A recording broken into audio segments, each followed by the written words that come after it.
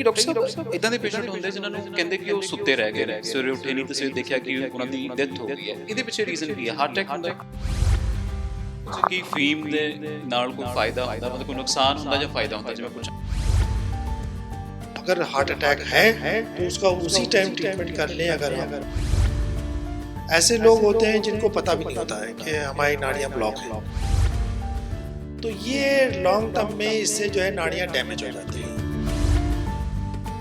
ਸਤਿ ਸ਼੍ਰੀ ਅਕਾਲ, ਤੁਸੀਂ ਦੇਖ ਰਹੇ ਹੋ ਟੀਵੀ ਪੰਜਾਬ, ਮੈਂ ਜਤਿੰਦਰ ਸਿੰਘ ਖਹਿਰਾ।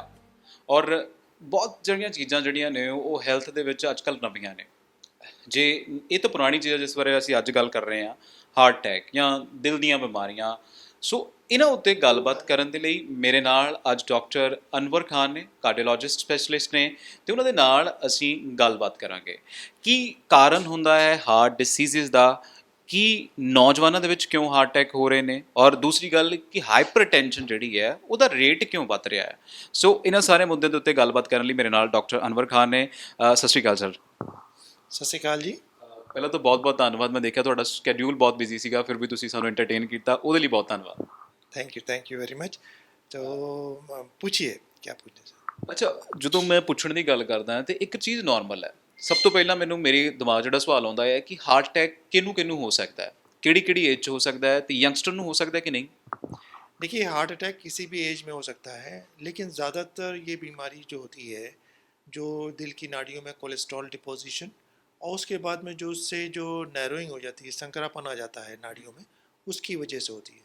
शुरू में ये अगर नाड़ियाँ संकरी हो गई हैं तो चलने फिरने से, काम करने से छाती भारी होना, सांस फूलना, इस तरह के सिम्टम आते हैं। लेकिन उन्हीं नाड़ियों में जब अचानक ब्लड क्लॉट जम जाता है तो एकदम से हार्ट अटैक हो जाता है। दो तरह के पेशेंट होते हैं। एक तो वो पेशेंट होते हैं जिनकी नाड़ियाँ संकरी हो गई हैं, नैरो हो गई हैं, जैसे 60%, 70%, 80% ब्लॉकेज हो गया, उनको सिम्टम्स आ जाते हैं पहले, तो उनको पता है कि चलने फिरने से दर्द हो रहा है तो मेरे कुछ दिल की बीमारी है। लेकिन कुछ मरीज़ ऐसे होते हैं जिनमें नाड़ियों में ब्लॉकेज तो बहुत ज़्यादा नहीं है, जैसे 50% 60%। ऐसे लोग होते हैं जिनको पता भी नहीं होता है कि हमारी नाड़ियाँ ब्लॉक हैं, लेकिन उनमें अचानक जब ब्लड क्लॉटिंग होती है तो उनमें हार्ट अटैक पहला सिम्टम होता है। अचानक एकदम से छाती में दर्द हो जाना, छाती को जो है ना एकदम से सांस फूलना, घबराहट होना, पसीने आ जाना, ये सारे सिम्टम हार्ट अटैक के होते हैं। जो अंजाइना होता है उसमें ज़्यादातर ये पेन 1-2 मिनट में रिलीव हो जाता है, अगर आराम कर लें तो ठीक हो जाएगा, या एक सब सॉर्बिटेट टैबलेट होती है जीभ के नीचे रखेंगे ठीक हो जाएगा। लेकिन हार्ट अटैक का पेन जो होगा वो नहीं सबसाइड करेगा। तो अगर पेन जो है 10-15 मिनट में सबसाइड नहीं कर रहा है, इसका मतलब हार्ट अटैक हो रहा है। अक्सर इस तरह की जो प्रॉब्लम आती है तो बहुत से लोग ये गलत समझते हैं कि मुझे कोई शायद पेट की तकलीफ़ है, गैस्ट्राइटिस है, डिस्पेप्सिया है, इस तरह की। तो अक्सर कई बार ये इम्पॉर्टेंट टाइम जो होता है, शुरू का पीरियड जो किसे गोल्डन आवर कहते हैं, वो लॉस हो जाता है। इसकी इम्पॉर्टेंस ये है कि अगर हम पहले ही घंटे में हार्ट अटैक के लिए ट्रीटमेंट किया जाए, जो स्पेसिफिक है, दवाएं भी हैं जिसमें एंजियोग्राफी एंजियोप्लास्टी भी है, अगर पहले ही घंटे में करते हैं तो ऑलमोस्ट 99% रिकवरी हो जाती है, और उसमें जो हार्ट भी डैमेज नहीं होता। तो टाइम की बहुत वैल्यू होती है। अगर कोई भी पेन, जो छाती भारी हो जाती है, दर्द 10-15 मिनट रिलीव नहीं हो रहा है, तो इमीडिएटली जो है ना कार्डियोलॉजिस्ट को कंसल्ट करना चाहिए। ਅੱਛਾ, ਬਹੁਤ ਵਾਰ ਤੁਸੀਂ ਜਿਵੇਂ ਕਹਿੰਦੇ ਆ ਕਿ ਜਿੱਦਾਂ ਏਜ ਥੋੜ੍ਹੀ ਜ਼ਿਆਦਾ ਹੈ, ਜੇ ਉਹ ਗਲੋਟਿੰਗ ਜ਼ਿਆਦਾ ਹੈ ਜਾਂ ਥਿਕਨੈਸ ਜ਼ਿਆਦਾ ਹੈ ਤਾਂ ਉਹ ਹਾਰਟ ਦਾ ਪਤਾ ਲੱਗ ਜਾਂਦਾ, ਤਾਂ ਸਾਹ ਫੁੱਲਦਾ ਹੈ। ਪਰ ਜਿਹਨੂੰ ਹੁਣ ਨਹੀਂ ਪਤਾ ਲੱਗ ਰਿਹਾ, ਉਹਨੂੰ ਕੀ ਪ੍ਰੀਕਾਸ਼ਨਸ ਲੈਣੇ ਚਾਹੀਦੇ ਆ ਕਿ ਬਾਏ ਚਾਂਸ ਉਹਨੂੰ ਇਹ ਚੀਜ਼ ਨਾ ਹੋ ਜਾਵੇ? ਜਿਵੇਂ ਤੁਸੀਂ ਕਿਹਾ ਕਿ ਜੇ ਹਾਰਟ 'ਤੇ ਦਰਦ ਹੁੰਦੀ ਹੈ ਤਾਂ ਅਸੀਂ ਐਸਿਡਿਟੀ ਸਮਝ ਲੈਂਦੇ ਹਾਂ, ਤਾਂ ਲੱਗਦਾ ਹੈ ਕਿ ਸਾਡੇ ਪੇਟ ਦੀ ਕੋਈ ਪ੍ਰੋਬਲਮ ਆ, ਉਹਨੂੰ ਕੀ ਕਰ ਲੈਣਾ ਚਾਹੀਦਾ? देखिए, ऐसा है कि अगर किसी को भी शक हो, जैसे चलने से सांस फूलना है, चलने से कोई छाती भारी हो रही है, दर्द हो रहा है, तो बेस्ट तो ये है कि आप जो है ना कार्डियोलॉजिस्ट को दिखाएं, उसको रूल आउट कर लें। अगर नहीं कोई प्रॉब्लम है, अगर रियली में कोई कार्डियो जो है ना वेट की वजह से है या पेट की तकलीफ़ है, तो जांच करने से पता लग जाएगी। उसमें बहुत ज़्यादा लंबी जांचें नहीं होती हैं, उसमें सिंपल ईसीजी होता है, इकोकार्डियोग्राफी होती है, या कुछ एक्सरसाइज टेस्ट होता है, जैसे ट्रेडमिल टेस्ट कहते हैं, ये बेसिक टेस्ट है, और उसके देख लेते हैं रिस्क फैक्टर्स क्या हैं। आजकल जो है ना ये सारे असेसमेंट करके ये प्रेडिक्ट किया जा सकता है कि किस पेशेंट को हार्ट अटैक होने का रिस्क कितना है, जैसे उसका ब्लड प्रेशर कितना है, उसके कोलेस्ट्रॉल लेवल कितने हैं, और साथ में कोई डायबिटीज़ है कि नहीं, ये सारे रिस्क फैक्टर्स हैं। तो इनको रिस्क फैक्टर्स को असेस करके उसको प्रेडिक्ट किया जा सकता है कि आपको अगले 5 साल 10 साल में हार्ट अटैक होने का रिस्क कैसा है। जो हाई रिस्क वाले हैं उनको पहले से ट्रीटमेंट शुरू कर देते हैं ताकि ये बीमारी होने का रिस्क घट जाए, और जो लो रिस्क वाले हैं उनमें life style modification, diet modification, exercise, सिर्फ इतना ही करना होता है। हर एक को बहुत ज़्यादा दवाएं खाने की ज़रूरत नहीं पड़ती, बट अगर किसी को रिस्क फैक्टर है तो उसको मॉडिफिकेशन, उसको ठीक करने की लोड होती है। ਅੱਛਾ, ਜਦੋਂ ਤੁਸੀਂ ਕਹਿੰਦੇ ਹੋ ਕਿ ਹਾਈ ਰਿਸਕ ਵਾਲੇ ਹੁੰਦੇ ਨੇ, ਅੱਛਾ ਦੋ ਚੀਜ਼ਾਂ ਦੱਸ ਦਿਓ ਕਿ ਸਭ ਤੋਂ ਲੋ ਰਿਸਕ ਕਿਹਨੂੰ ਹੈ ਤੇ ਹਾਈ ਰਿਸਕ ਕਿਹਨੂੰ। ਆਪਾਂ ਪਹਿਲਾਂ ਹਾਈ ਰਿਸਕ ਦੀ ਗੱਲ ਕਰਦੇ ਹਾਂ ਕਿ ਉਹਦਾ ਕਿੰਨਾ ਕੋਲੇਸਟ੍ਰੋਲ ਹੈ, ਕਿੰਨਾ ਬਲੱਡ ਪ੍ਰੈਸ਼ਰ ਹੈ, ਸ਼ੂਗਰ ਲੈਵਲ ਕਿੰਨਾ ਆ ਤੇ ਉਹਨੂੰ ਰਿਸਕ ਹੈ। जी हाँ, देखिए सबसे पहले तो डायबिटीज़ बहुत हाई रिस्क फैक्टर है, अगर ब्लड प्रेशर भी साथ में और ज़्यादा रिस्क बढ़ जाता है। तीसरा है ओबेसिटी, डायबिटीज़, हाइपरटेंशन, ओबेसिटी, ये तीनों चीज़ें होने से दिल की बीमारियां होने के चांसेस बहुत बढ़ जाते हैं। फिर उसके बाद में कोलेस्ट्रॉल है। कोलेस्ट्रॉल भी कई तरह का होता है। एक तो टोटल कोलेस्ट्रॉल हम कहते हैं किसी का 150 है, 200 है, उससे ज़्यादा मायने नहीं आते हैं। ये होता है कि गुड कोलेस्ट्रॉल कितना है और बैड कोलेस्ट्रॉल। जो बैड कोलेस्ट्रॉल कहते हैं उसे एलडीएल एंड ट्राइग्लिसराइड कहते हैं, ये कितना है। तो ये अगर किसी पेशेंट को डायबिटीज़ है या हाई ब्लड प्रेशर है तो उसके लिए ये एलडीएल और ट्राइग्लिसराइड इनको बहुत लो रखा जाता है। पहले ये था कि अगर 100 भी है तो भी मान लेते थे, फिर बाद में ये देखा गया कि 100 जो है ना सफिशेंट नहीं है, तो और कम होना चाहिए। फिर देखा गया कि 70 अगर एलडीएल कोलेस्ट्रॉल हो जाता है तो भी ठीक है। आज के टाइम में ये देखा गया है कि अगर किसी को डायबिटीज़ है, हाइपरटेंशन है या किसी नाड़ियाँ ब्लॉकेज होने का शक है तो उसका एलडीएल कोलेस्ट्रॉल 50 या उसके नीचे होना चाहिए। अगर 50 या उसके नीचे होगा तब ये कहा जाएगा कि उसको डिजीज़ जो है कंट्रोल स्टेज में है। अगर 50 के ऊपर रहेगा तो अनकंट्रोल्ड उसमें है। तो इसलिए कोलेस्ट्रॉल और ये रिस्क फैक्टर असेसमेंट बहुत ज़रूरी है। अगर कोई जिसको ना तो डायबिटीज़ है, ना हाइपरटेंशन है, ना ओबेसिटी है, ना कोई ऐसा फैमिली रिस्क फैक्टर्स है और कोलेस्ट्रॉल बहुत ज़्यादा बढ़ा हुआ नहीं है, उनके कंडीशन में जो नॉर्मल कोलेस्ट्रॉल होता है, अगर एलडीएल 100 भी है तो भी ठीक है, ट्राइग्लिसराइड 150 है तो भी ठीक है। तो ये देखा जाता है कि आपके रिस्क फैक्टर कैसे हैं और आपको डिजीज़ है या नहीं, उसके अकॉर्डिंग कोलेस्ट्रॉल को मैनेज किया जाता है। ਅੱਛਾ, ਕੋਲੇਸਟ੍ਰੋਲ ਹੈ ਕੀ? ਕਈ ਲੋਕ ਕਲੋਵਸ ਖਾਣੀਆਂ ਸ਼ੁਰੂ ਕਰ ਦਿੰਦੇ ਆ, ਜਿਹਨੂੰ ਅਸੀਂ ਲਸਣ ਕਹਿੰਦੇ ਆ। ਲਸਣ ਦੀਆਂ ਜਦੋਂ ਖਾਲੀ ਪੇਟ ਉੱਠਦੇ ਆ ਤੇ ਉਹਦੀ ਇੱਕ ਕਲੋਵ, ਇੱਕ ਗੰਢੀ ਖਾ ਲਈ। ਕੋਲੇਸਟ੍ਰੋਲ ਹੈ ਕੀ ਜਿਹੜਾ ਬੈਡ ਕੋਲੇਸਟ੍ਰੋਲ ਹੈ? कोलेस्ट्रॉल एक जो है ना बॉडी में एक वो सब्सटेंस है, पदार्थ है जो कि बॉडी को ज़रूरत होती है। मतलब हर सेल्स को जो है ना कोलेस्ट्रॉल की ज़रूरत होती है। हमारे जिसमें बॉडी में हार्मोन बनते हैं वो कोलेस्ट्रॉल की वजह से बनते हैं, उससे बनते हैं। तो कोलेस्ट्रॉल ऐसा नहीं है कि कोलेस्ट्रॉल बहुत ख़राब चीज़ हो गई जो होना ही नहीं चाहिए। कोलेस्ट्रॉल होना चाहिए, उसमें अलग अलग फैक्शन है। एलडीएल है, एचडीएल है, ट्राइग्लिसराइड है। एलडीएल ट्राइग्लिसराइड बैड कोलेस्ट्रॉल है, एचडीएल अच्छा कोलेस्ट्रॉल है। तो एचडीएल जितना ज़्यादा होगा उतना नाड़ी ब्लॉकेज होने के चांसेस कम हो जाएंगे, और एलडीएल जितना ज़्यादा हो जाएगा उतना कोलेस्ट्रॉल वो डिपॉजिट होने के चांसेस बढ़ जाएंगे। अब किनको ज़्यादा डिपॉजिट होता है? अगर आपकी नाड़ियाँ बिल्कुल ठीक हैं, मीन्स नाड़ियों के अंदर एक इनर लाइन होती है जिसे एंडोथीलियम कहते हैं, अगर वो लाइनिंग जो है ना अच्छी तरह से फंक्शन कर रही है तो नाड़ियों में कोलेस्ट्रॉल डिपॉजिशन नहीं होता। लेकिन कुछ कंडीशन ऐसी होती हैं जिसमें कि वो एंडोथीलियम डैमेज हो जाती है, जैसे डायबिटीज़ है, हाई ब्लड प्रेशर है, ओबेसिटी है। इन सब चीज़ों में वो अंदर की लाइनिंग डैमेज होता है। जब अंदर की लाइनिंग जो डैमेज हो गई तो प्रोटेक्शन ख़त्म हो जाता है, तो फिर कोलेस्ट्रॉल डिपॉजिशन शुरू हो जाता है। तो इसीलिए जिनमें ये रिस्क फैक्टर्स होते हैं तब तो हमें कोलेस्ट्रॉल घटाने की ज़रूरत होती है। जिसमें रिस्क फैक्टर्स नहीं होते हैं उसमें मीडियम कोलेस्ट्रॉल को घटाने की ज़रूरत नहीं होती है। ਅੱਛਾ, ਜਦੋਂ ਤੁਸੀਂ ਕਹਿੰਦੇ ਹੋ ਘਟਾਉਣ ਦੀ ਲੋੜ ਹੁੰਦੀ ਹੈ ਕੋਲੇਸਟ੍ਰੋਲ ਨੂੰ ਬੈਲੈਂਸ ਕਰਨ ਦੇ ਲਈ, ਮਤਲਬ ਸਹੀ ਤਰੀਕੇ ਦੇ ਨਾਲ ਬੈਲੈਂਸ ਕਰਨ ਦੇ ਲਈ, ਜੇ ਤੁਹਾਨੂੰ ਡਾਇਬਟੀਜ਼ ਨਹੀਂ ਹੈ, ਹਾਈਪਰਟੈਂਸ਼ਨ ਨਹੀਂ ਹੈ, ਓਬੇਸਿਟੀ ਨਹੀਂ ਹੈ, ਤਾਂ ਇਹਨੂੰ ਬੈਲੈਂਸ ਕਰਨ ਦੇ ਲਈ ਕੀ ਕੀਤਾ ਜਾ ਸਕਦਾ ਹੈ? हाँ जी, हाँ। देखिए 50% कोलेस्ट्रॉल तो डाइट से आता है और 50% बॉडी में बनता है। तो जो बॉडी में बनता है उसको तो हम बताओ हाँ ऐसे नहीं कंट्रोल कर सकते, लेकिन जो ऊपर से खाया है वो चीज़ हम जरूर कंट्रोल कर सकते हैं। तो नॉर्मल डाइट में ये देखा जाता है कि आप फ़ैट कंटेंट कितना खाते हैं। फ़ैट में जो होता है 3 तरह के होते हैं, एक सेचूरेटेड फ़ैट होता है, एक अनसेचूरेटेड फ़ैट होता है। अनसेचूरेटेड में भी 2 तरह का होता है, mono unsaturated and poly unsaturated. तो जो सेचूरेटेड फ़ैट होता है जैसे देसी घी है, मक्खन है, क्रीम है, इनमें सेचूरेटेड फ़ैट होता है। तो वो सेचूरेटेड फ़ैट की क्वांटिटी 10 से 20% होनी चाहिए, डिपेंडिंग ऑन रिस्क फैक्टर। अगर आपके रिस्क फैक्टर हैं तो 10%, रिस्क फैक्टर नहीं है तो 20% ले सकते हैं, जो भी फ़ैट का जो लेते हैं। दूसरा जो है ना, जो 80% जो फैट होना चाहिए वो होना चाहिए पॉली अनसेचूरेटेड या मोनो अनसेचूरेटेड।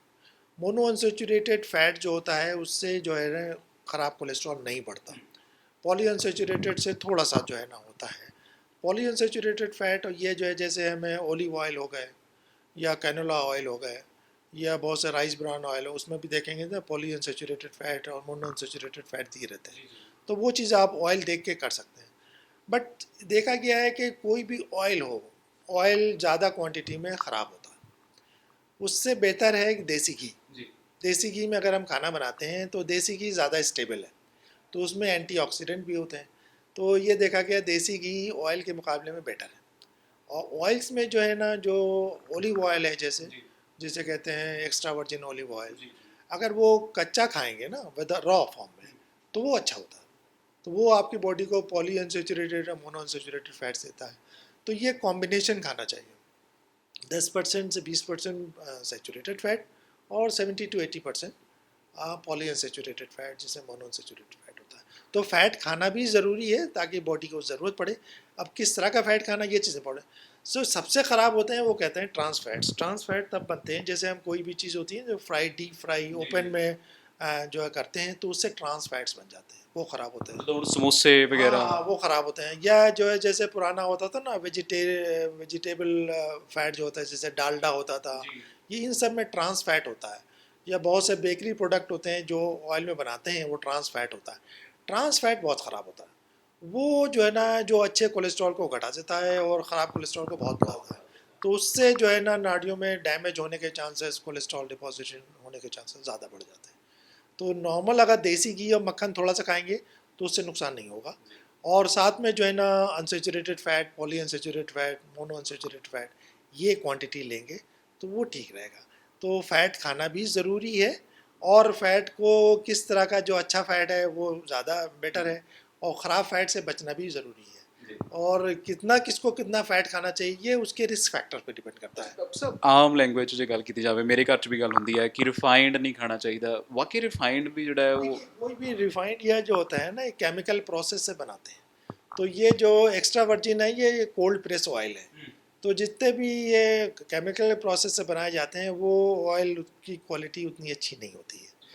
तो वहाँ उनका अवॉइड करता है। तो इसीलिए कहा जाए देसी घी बेटर है। सेकंड जो है ना कोल्ड प्रेस ऑयल या एक्स्ट्रा वर्जिन ऑयल, चाहे आप जो है ना ओलिव ऑयल खा रहे हैं या ये सरसों का तेल ले रहे हैं, ये भी ठीक है। या कोकोनट ऑयल ले रहे हैं कोल्ड प्रेस, वो भी ठीक है। थर्ड पे जो कैटेगरी पे फिर ये रिफाइंड आते हैं जो कि केमिकल प्रोसेस से बनते हैं। ਅੱਛਾ ਚਲੋ ਇਹ ਤਾਂ ਹੋ ਗਿਆ ਕੋਲੇਸਟ੍ਰੋਲ। ਹਾਈਪਰਟੈਂਸ਼ਨ ਜਿਹੜੀ ਹੈ, ਜਿਹੜੀ ਫਰਦਰ ਮੈਨੂੰ ਲੱਗਦਾ ਬਹੁਤ ਵੱਡੀ ਤਰੀਕੇ ਨਾਲ ਲੀਡ ਕਰ ਜਾਂਦੀ ਹੈ ਹਾਰਟ ਪ੍ਰੋਬਲਮ ਨੂੰ, यस, ਹੈ ना। ਹਾਈਪਰਟੈਂਸ਼ਨ हाइपरटेंशन बहुत कॉमन बीमारी है।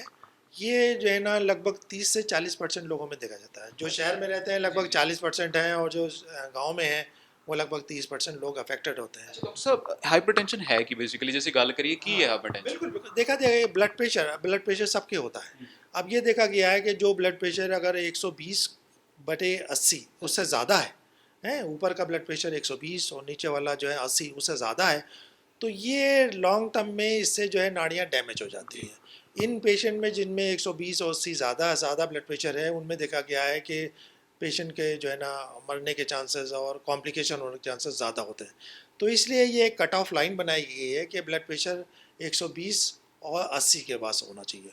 ऊपर का ब्लड प्रेशर अभी देखा गया है कि कुछ कंडीशन में ये 130 तक भी जो एक्सेप्टेबल है। अगर 130/80 उससे ज़्यादा है ब्लड प्रेशर तो उसको ट्रीटमेंट की ज़रूरत है। शुरू की कंडीशन में जो होता है लाइफ स्टाइल और डाइट मॉडिफिकेशन से ही ठीक हो जाता है, लेकिन अगर ब्लड प्रेशर और ज़्यादा है तो मेडिकेशन ज़रूरी होती है। ब्लड प्रेशर के बारे में एक चीज़ बहुत इंटरेस्टिंग है कि अक्सर ये ब्लड प्रेशर पता नहीं चलता। तो कोई ये नहीं कहेगा कि मुझे ब्लड प्रेशर है या नहीं है, जब तक कि चेक नहीं किया जाएगा तो पता नहीं चलेगा। ਸਿਮਟਮ ਵੀ ਹੁੰਦੇ, ਮੈਨੂੰ ਲੱਗਦਾ ਕਈ ਕਹਿੰਦੇ ਸਾਡਾ ਬਲੱਡ ਪ੍ਰੈਸ਼ਰ ਵੱਧਦਾ, ਸਾਨੂੰ ਨੀਂਦ ਆਉਂਦੀ ਹੈ, ਚੱਕਰ ਆਉਣ ਲੱਗਦੇ ਨੇ, ਵੋਮਿਟਿੰਗ ਆਉਂਦੀ है, ਇਹ ਇਦਾਂ ਦੇ ऐसा ਸਿਮਟਮ। नहीं है, ऐसा नहीं है। ब्लड प्रेशर के कोई सिम्टम्स नहीं होते हैं। ब्लड प्रेशर के सिम्टम तभी आते हैं जब उससे कॉम्प्लिकेशन हो जाते हैं। बहुत हाई ब्लड प्रेशर हो गया तब उसको हार्ट फेलियर में जा रहा है तो सांस फूलेगी। या बहुत हाई हो गया तो हेडेक थोड़ा बहुत हो सकता है किसी को, या किसी को पैरालिसिस अटैक हो जाए या किडनी प्रॉब्लम हो जाए।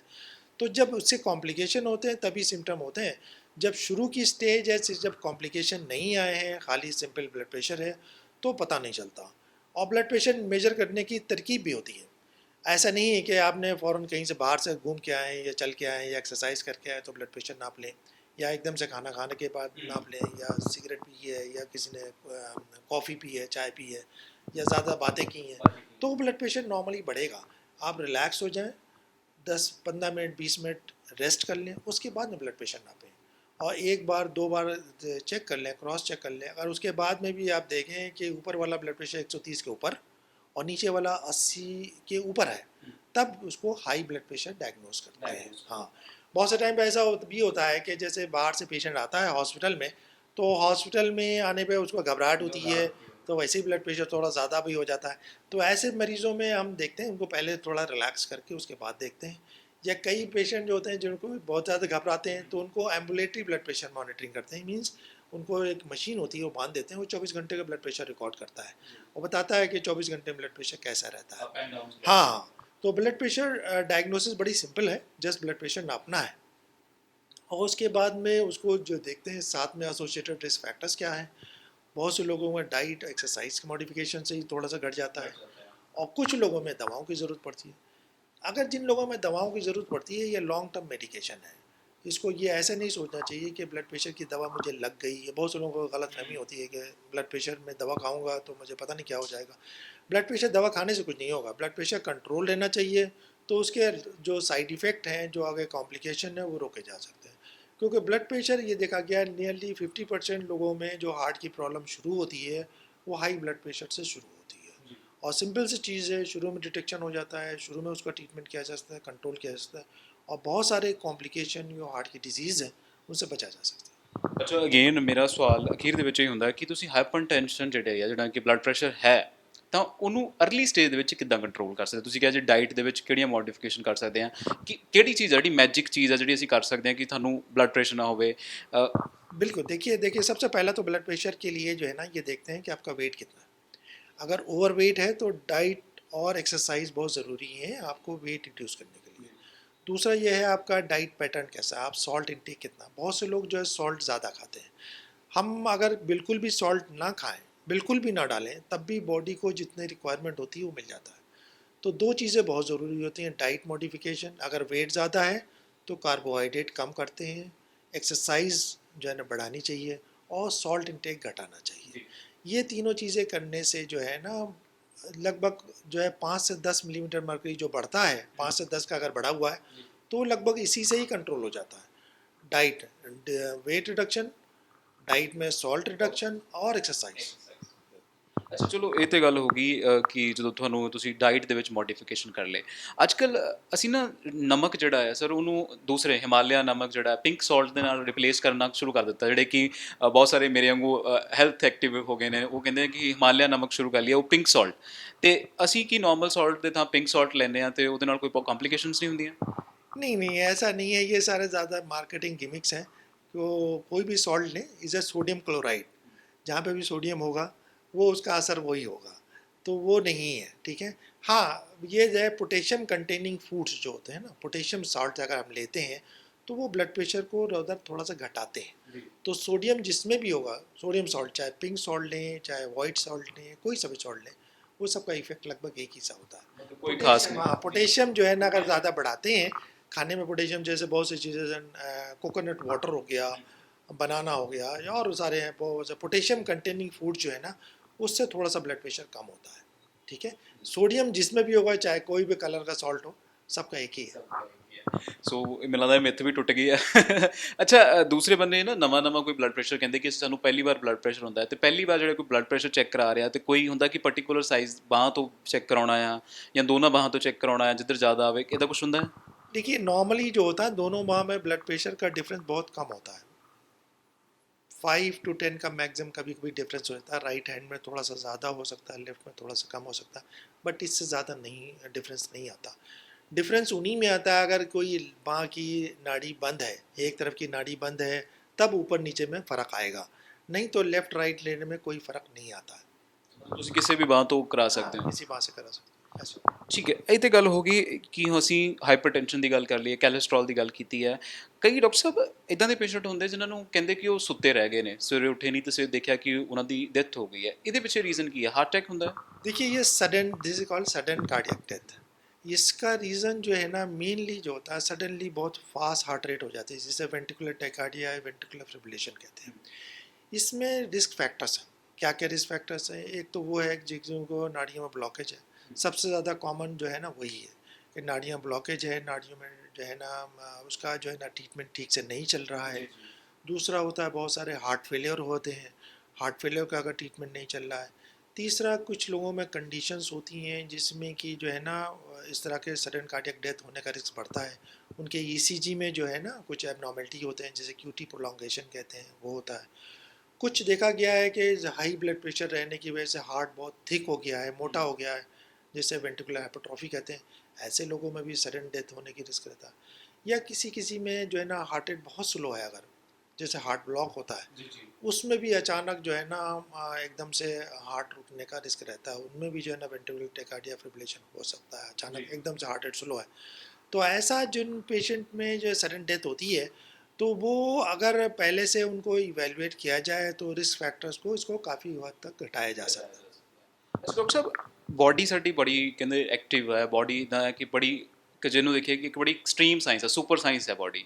ਉਹ ਹਰ ਚੀਜ਼ ਦਾ ਅਲਾਰਮ ਕਰਦੀ ਹੈ ਕਿ ਤੁਹਾਨੂੰ ਆਹ ਹੋ ਰਿਹਾ। ਜੇ ਹੁਣ ਤੁਸੀਂ ਕਹਿ ਰਹੇ ਸੀ ਕਿ ਜੇ ਤੁਹਾਡੀਆਂ ਨਾੜੀਆਂ ਬਲੌਕ ਹੈ ਤਾਂ ਤੁਹਾਨੂੰ ਸਾਹ ਚੜਦਾ ਹੈ। ਹੁਣ ਜੇ ਇਦਾਂ ਦੀ ਵੈਦਰ ਕੰਡੀਸ਼ਨ ਹੋ ਰਹੀ ਹੈ, ਇਦਾਂ ਦੀ ਕੰਡੀਸ਼ਨ ਹੋ ਰਹੀ ਹੈ ਕਿ ਸਾਨੂੰ ਬਲੌਕੇਜ ਹੈ, ਹਾਰਟ ਥਿਕ ਹੋ ਗਿਆ, ਉਹਦੇ ਨਾਲ ਕਿਸੇ ਹੋਰ ਅੰਗ ਪੈਰ ਤੋਂ ਸਾਨੂੰ ਆਉਂਦਾ ਹੈ? ਕਿਵੇਂ ਜੇ ਅਸੀਂ ਕਹਿੰਦੇ ਹਾਂ ਕਿ ਸਾਡੇ ਕੈਲਸ਼ੀਅਮ ਦੀ ਘਾਟ ਹੋ ਜਾਵੇ ਤਾਂ ਨਹੁੰ ਸਾਡੇ ਚਿੱਟੇ ਹੋਣੇ ਸ਼ੁਰੂ ਹੋ ਜਾਂਦੇ ਨੇ, ਜਾਂ ਕੁਝ ਹੋਰ ਪ੍ਰੋਬਲਮਸ ਹੁੰਦੀ ਹੈ ਹਾਰਟ ਡਿਸੀਜ਼ ਨੂੰ ਲੈ ਕੇ, ਕੋਈ ਕਿਸੇ ਹੋਰ ਬੋਡੀ ਤੋਂ ਸਾਨੂੰ? देखिए, हार्ट डिजीज़ दो तरह की होती हैं, एक तो कहलाता है प्री क्लिनिकल, एक क्लिनिकल। क्लिनिकल ये जब आपको सिम्टम शुरू हो गए, जी चलने पे छाती में दर्द हो गया है, सांस फूलने लगी, या आपने अचानक किसी को हार्ट अटैक हो गया, या पैरालिसिस अटैक हो गया। ये पैरालिसिस अटैक होना भी जो है ना ये ज़्यादातर उसमें गर्दन की नाड़ियों में कोलेस्ट्रॉल डिपॉजिट हो जाता है, या हार्ट से जाता है, तो उससे भी रिलेटेड। या चलने में किसी को पैरों में दर्द हो गया, ऐसा डायबिटिक पेशेंट में बहुत होता है। तो नाड़ियाँ शरीर की किसी भी नाड़ी में ब्लॉकेज हो सकता है। ये जो कोलेस्ट्रॉल डिपोजिशन होता है ये खाली हार्ट की नाड़ियों में नहीं होता, ब्रेन की नाड़ियाँ उनमें भी हो सकता है, पैर की नाड़ियों में हो सकता है, गुर्दे की नाड़ियों में हो सकता है। तो किसी जहाँ पे भी नाड़ियों में ब्लॉकेज आ सकता है वहाँ के सिम्टम शुरू हो सकते हैं। जैसे गर्दन की नाड़ियों में है तो पैरालिसिस अटैक हो सकता है, जी पैर में चलने में पैरों में दर्द हो सकता है। ये तो वो लोग हो गए जो सिम्टोमेटिक हैं, जी जिनमें जो है ना अगर उसमें एंजियोग्राफी की जाए तो पता लग जाता है कि नाट ब्लॉकेज है कि नहीं है। या बहुत से टाइम पे जो कुछ डॉपलर स्टडी होती है ऊपर से होती है, जी उससे भी पता लग जाता है, और ईसीजी देखने से उससे भी पता लग जाता है। कुछ लोग ऐसे होते हैं जिसमें ब्लॉकेज तो आया है बट लेकिन इतना नहीं है कि उससे सिम्टम्स आए, तो वो पेशेंट होते हैं, उसमें इवेल्युएशन की ज़रूरत होती है। जी उनका कोलेस्ट्रॉल कितना है, उनको साथ में रिस्क फैक्टर कितना है, और अगर ब्लॉकेज है तो बहुत से टाइम पे जो है ये देखा गर्दन की नाड़ी चेक करने से पता लग जाता है। अगर किसी को गर्दन की नाड़ी में भी ब्लॉकेज है तो चांसेस होते हैं कि उसको दिल की नाड़ियों में भी ब्लॉकेज हो। अच्छा डॉक्टर साहब, चलो। ये लोग वो हैं जो उनको सिम्टम्स अभी नहीं आए हैं, जी। सिम्टम्स आने से पहले भी उनको डिटेक्ट किया जा सकता है। ਪਰ ਜਦੋਂ ਹੁਣ ਸਿम्पटम ਨਹੀਂ ਆ ਰਹੇ ਕੋਈ ਤੇ ਉਹਨਾਂ ਨੂੰ ਕੀ ਖਾਸ ਪ੍ਰੋਬਲਮ ਹੁੰਦੀ ਹੈ ਕਿ ਉਹ ਆਉਣ ਕਿ ਕਿਵੇਂ ਪਤਾ ਲੱਗੂਗਾ ਕਿ ਉਹਨਾਂ? यस यस, ये वो लोग हैं जिनको आने वाले टाइम में सिम्टम्स हो जाएंगे, आने वाले टाइम में कॉम्प्लिकेशन हो जाएंगे, तो पहले से ही डिटेक्ट करके उसका पहले से ही प्रिवेंशन किया जा सकता है। ਜੀ ਨਹੀਂ, ਪਰ ਮੈਂ ਉਹੀ ਸੋਚ ਰਿਹਾ ਸੀ ਕਿ ਪੇਸ਼ੈਂਟ ਨੂੰ ਕਿਵੇਂ ਪਤਾ ਲੱਗੇਗਾ ਕਿ ਉਹਨੂੰ ਇਹ ਸਾਰੇ ਪ੍ਰੋਬਲਮ ਆ ਰਹੀ? ਕੋਈ ਪ੍ਰੋਬਲਮ ਆਉਂਦੀ ਪੇਸ਼ੈਂਟ ਨੂੰ?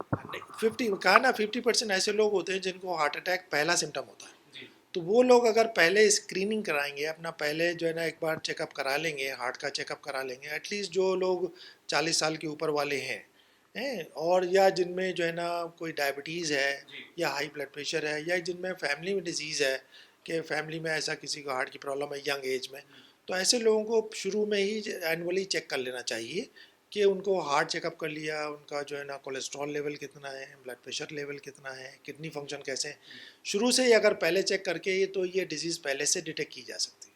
ਅੱਛਾ, ਆਮ ਦੇਖਿਆ ਜਾਂਦਾ ਹੈ ਕਿ ਹਾਰਟ ਅਟੈਕ ਹੋ ਜਾਂਦਾ ਹੈ ਤੇ ਕਹਿੰਦੇ ਜੀ ਬਲੱਡ ਥਿਕ ਕਰਕੇ ਹੋ ਗਿਆ। ਅਫੀਮ ਦੇਣੀ ਸ਼ੁਰੂ ਕਰ ਦਿੰਦੇ ਆ ਸਾਡੇ ਲੋਕ ਕਿ ਫੀਮ ਦੇ ਦਿਓ ਇਹਨੂੰ, ਇਹਦਾ ਬਲੱਡ ਜਿਹੜਾ ਹੈ ਉਹ ਥਿਨਰ ਹੋ ਜਾਏਗਾ। ਕਈ ਲੋਕ ਬਲੱਡ ਥਿਨਰ ਵੀ ਵਰਤਣਾ ਸ਼ੁਰੂ ਕਰ ਦਿੰਦੇ ਨੇ। ਇਹ ਲੋਕਾਂ ਦੇ ਲਈ ਕਿੰਨਾ ਕੁ ਰਿਸਕ ਫੈਕਟਰ ਹੈ, ਔਰ ਜਦੋਂ ਹਾਰਟ ਅਟੈਕ ਹੁੰਦਾ ਹੈ ਤੇ ਕਿੰਨੀ ਦੇਰ ਦੇ ਵਿੱਚ ਹਸਪੀਟਲ ਪਹੁੰਚ ਜਾਵੇ ਤੇ ਇਲਾਜ ਕੀਤਾ ਜਾ ਸਕਦਾ?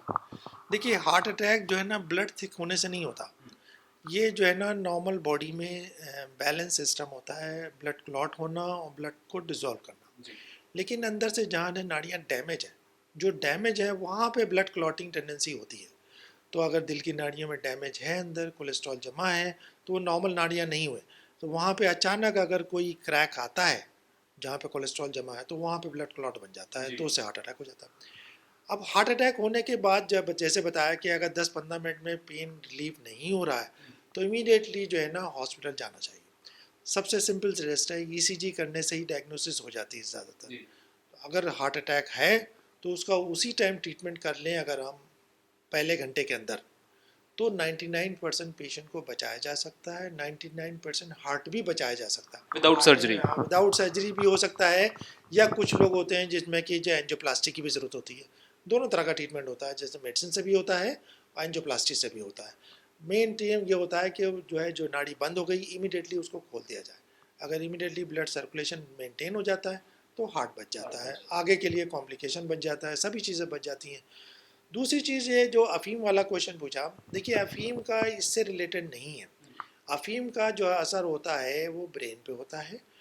बहुत सारी कंडीशन होती हैं, शुरू में हार्ट अटैक होता था तो अफ़ीम के प्रोडक्ट जो होता है जैसे मॉर्फिन वो देते थे। मॉर्फिन जो होता है उसका 2-3 इफ़ेक्ट होते थे। एक तो पेन रिलीफ होता है, पेशेंट अचानक बहुत ज़्यादा जो है घबराया हुआ है, घबराहट ख़त्म हो जाती है। तीसरी, बहुत से टाइम पे जो हार्ट फेलियर सिचुएशन होती थी उसमें भी देते थे।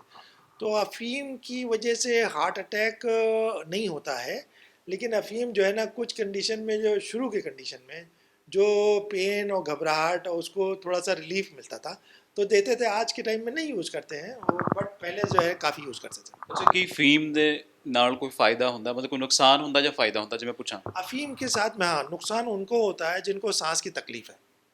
अगर किसी को सांस की तकलीफ़ है तो अफ़ीम से सांस की तकलीफ़ और बढ़ जाती है, तो उनको नहीं लेना चाहिए। जिनको अस्थमा की शिकायत है, ब्रोंकाइटिस की शिकायत है, ऐसे लोगों को अफ़ीम जो है ना बिल्कुल नहीं लेनी चाहिए। जी।